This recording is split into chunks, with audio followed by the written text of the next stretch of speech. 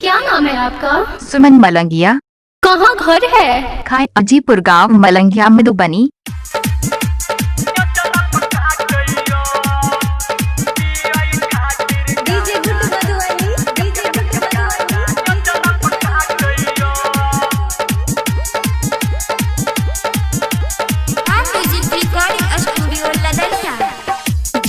छोड़ के देव घर अपना सोइया संगे जाय छो लागल करे जमिया की अभी तक धधाई छो जहन छोड़ के देव घर अपना सोइया संगे जाय छो लागल करे जमिया की अभी तक धधाई छो देख के ओकरा हमरा छाती फाटैया अरे पियै खातिर गाजा ओकरयो चरप काटैया फिर पियै खातिर गाजा ओकरयो चरप काटैया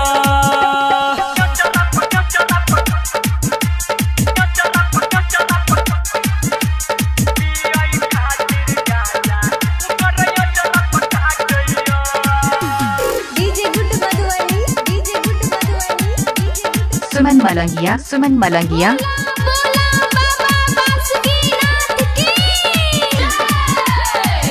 चढ़ल छले बुलेट पर उतर गेले छोरी भतार के कार में चढ़ गेले चढ़ल छले बुलेट पर उतर गेले छोरी भतार के कार में चढ़ गेले गेरुआ रंग साड़ी अपना देह में साटैया गेरुआ रंग साड़ी अपना देह में साटैया और पियै खातिर गाजा ओकरयो चरप काटैया फिर पियै खातिर गाजा ओकरयो चरप काटैया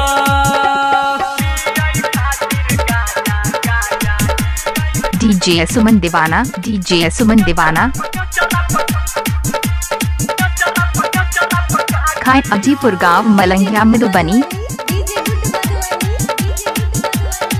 इलाका किसी और का रहेगा, धमाका सुमन मलंगिया का होगा। हर भजन संदीप देवघर चल जतय गाजा चढ़वैला बाबा के मांग लेतय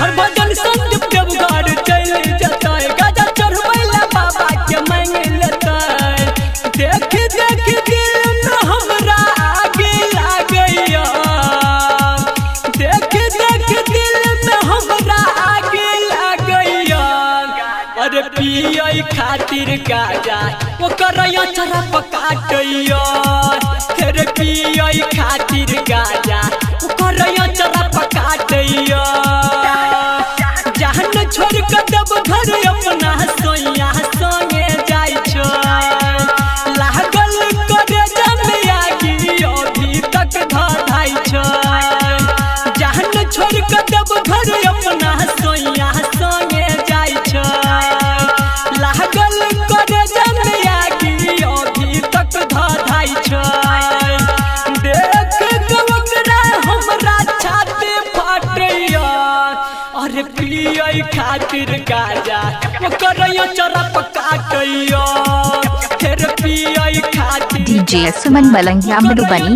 डीजे सुमन। Mobile number 8882452308।